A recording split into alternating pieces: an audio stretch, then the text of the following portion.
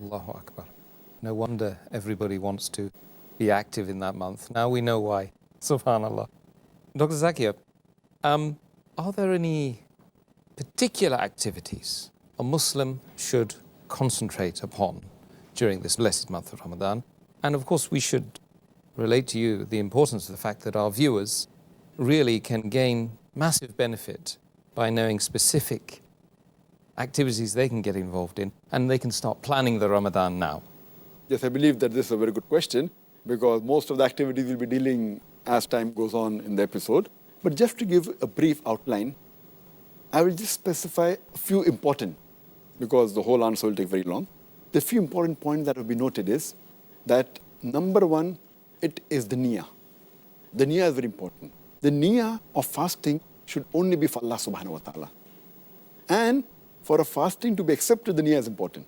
So making the niyyah is very important, without which the fasting will not be accepted.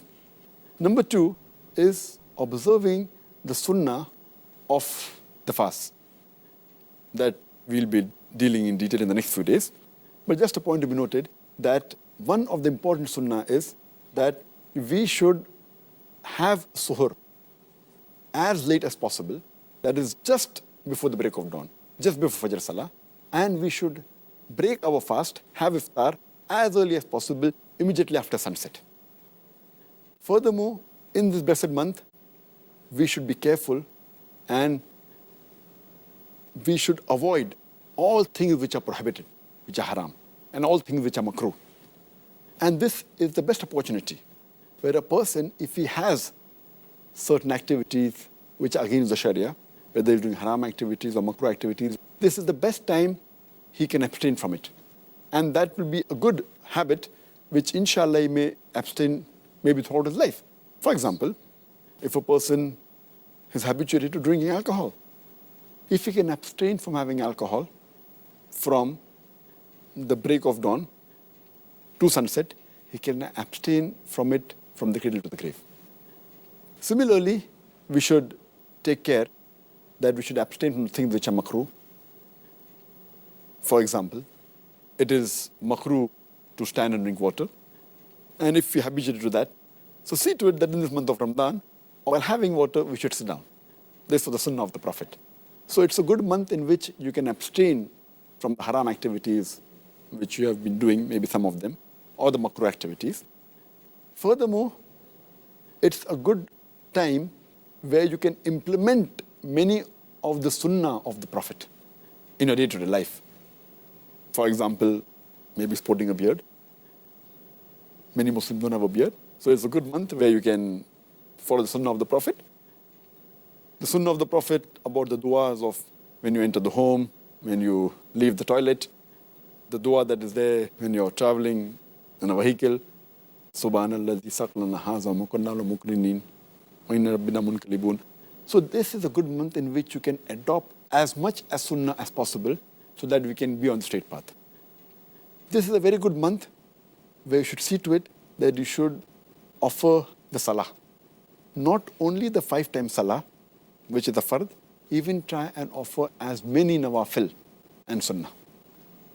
And if you're not habituated to reading in congregation, see to it that you read in a congregation, and as far as possible go to the mosque for the salah. In this month, we should be particular that we do not miss the tarawih. Many people think, and it is a fact that it is a sunnah, but many people think that because it is a sunnah, we can miss tarawih. Tarawih is a very important sunnah. Though it's not a fard, but every Muslim should make it a point that as far as possible, they should attend tarawih because of the blessings it has. So tarawih is very important, which Muslims should never miss. And when we offer tarawih, many of us, we rush through tarawih because we want to complete the Quran, and many of them read the tarawih 100 miles per hour. We should read the tarawih with patience, at a moderate pace, so that people can understand what is the command of Allah subhanahu wa ta'ala. And that if time permits, and if possible, we should try and do i'tikaf in the last 10 days. And while doing i'tikaf, make it a point that you don't socialize. Many will make a mistake of socializing during i'tikaf. The whole purpose of i'tikaf is defeated. Furthermore, we should do more dua in this month. We should do more supplications. this is the month of dua. And we should do more zikr, spend time in remembering Allah subhanahu wa ta'ala and also worshipping Him.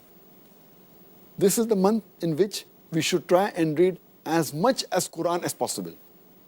Besides reciting the Quran in Arabic, if you know Arabic as a language, then there's no problem. But if you don't know, then also read the translation of the Quran in the language we understand the best. If you understand English, read in English. If you understand Urdu, read in Urdu.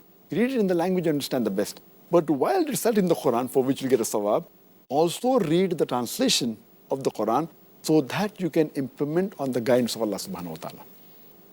If possible, read the Quran once in every 7 days, or at least read one juz every day so that you complete the Quran at least once in the full month of Ramadan.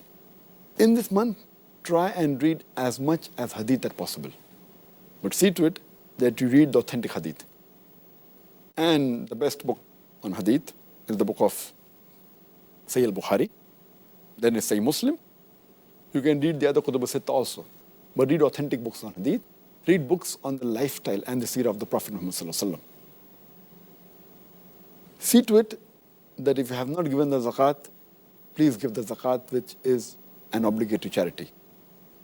And every rich person who has a saving of more than the nisab level, more than 85 grams of gold, he or she should give 2.5% of his saving every lunar year in charity. That is zakat.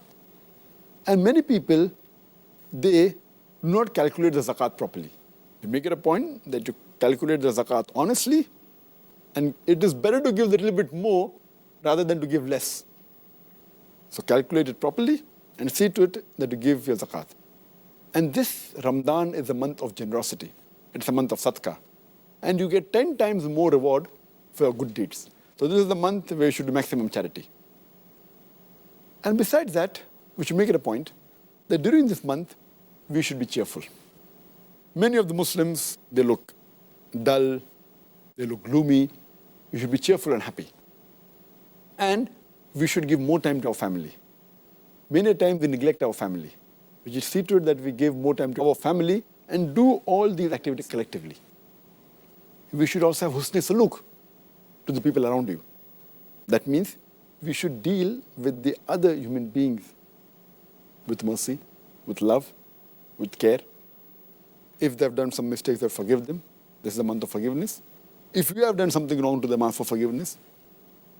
Live with the people around you with love, care, and with affection. We should do tafakkul. That means ponder on the things.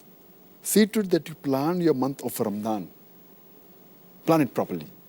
And see to it that you do not waste not even a minute, not even a second.